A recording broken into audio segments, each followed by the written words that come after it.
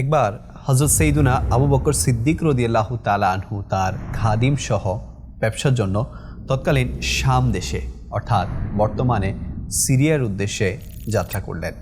এর আগেও তিনি বহুবার এ পথে এসেছেন, কিন্তু এবারের সফরে যেন নিয়ে এলো এক অদ্ভুত রহস্য।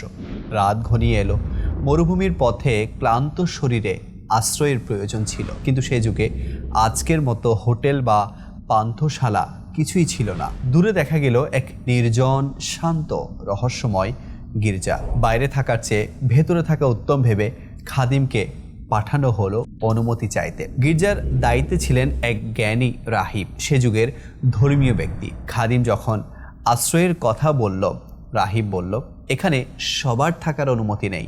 আমাদের প্রধান রাহিবের একটি শর্ত আছে, যে ব্যক্তি কখনো কোনো গুনাহ করেনি, কোনো ভুল করেনি, কেবল তিনি এখানে রাত কাটাতে পারবেন।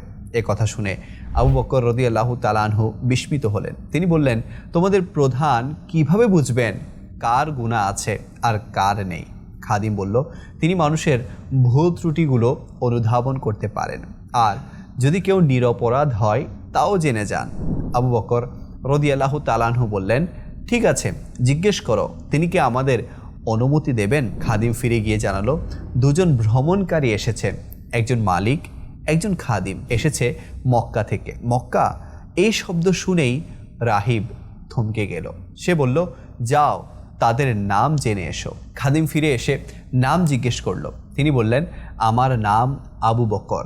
নাম শুনে রাহিবের মুখে অদ্ভুত বিস্ময় প্রকাশ পেল। তিনি বললেন, তাদের ভেতরে নিয়ে এসো, তবে আগে তাদের পিতার নাম জেনে এসো। খাদিম আবার ফিরে গেল। আবু বকর রাদিয়াল্লাহু তাআলা আনহু বললেন, আমার পিতার নাম আবু কাহাফা। এই নাম শুনে রাহিবের বিস্ময় আরও বেড়ে গেল। তিনি সম্মান সহকারে বললেন, তাদের দ্রুত ভেতরে নিয়ে এসো। আবু বকর রাদিয়াল্লাহু তাআলা আনহু ও খাদিম যখন ভেতরে ঢুকলেন, রাহিব তাকিয়ে রইল তার চেহারার দিকে। কখনো তার মুখ দেখছে, কখনো ধর্মীয় পুস্তকের পাতা উল্টাচ্ছে, যেন কারো সাথে মিলিয়ে দেখছে।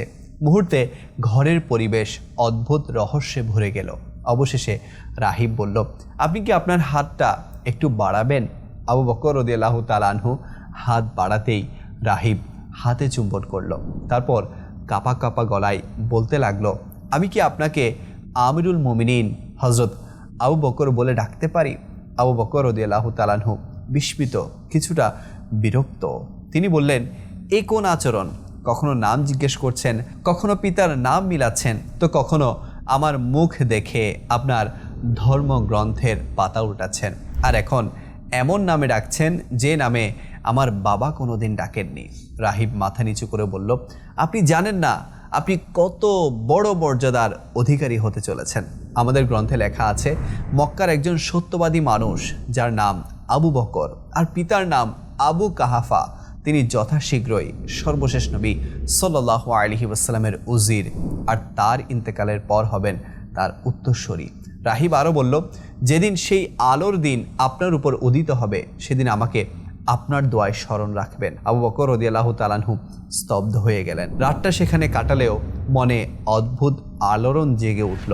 মক্কায় ফিরে দেখা হলো আবু জাহেলের সঙ্গে। সে বলল, হে আবু বকর, তোমার বন্ধু মুহাম্মদ সাল্লাল্লাহু আলাইহি ওয়াসাল্লাম নতুন এক দাবি তুলছে। তিনি বলছেন, তিনি আল্লাহর পক্ষ থেকে একটি দ্বীন এনেছেন। আমি বুঝতে পারছি না সে কি বলছে। এ কথায় সিদ্দিক আকবরের মনে যেন রাহিবের কথা আবার জাগ্রত হলো। তিনি ছুটে গেলেন আবু তালিবের ঘরে, যেখানে ছিলেন নবী করিম সাল্লাল্লাহু আলাইহি ওয়াসাল্লাম। নবী করিম সাল্লাল্লাহু আলাইহি ওয়াসাল্লাম তখন হাসি মুখে ছিলেন। তিনি বললেন, হে আবু বকর, আল্লাহর সর্বশেষ নবী তোমাকে আল্লাহর পথে ডাকছেন, পিছু হটবে না। আবু বকর রাদিয়াল্লাহু তাআলা আনহু বললেন, হুজুর, নবীদের কাছে কিছু নিদর্শন থাকে, আমাকে যদি কিছু দেখাতেন আমার মন আরও স্থির হতো। নবী সাল্লাল্লাহু আলাইহি ওয়াসাল্লাম মৃদু হাসলেন, সেই রাহিবের ঘটনা ভুলে গেলে? তোমার গোপন ঘটনার সংবাদ আমি কিভাবে জানলাম?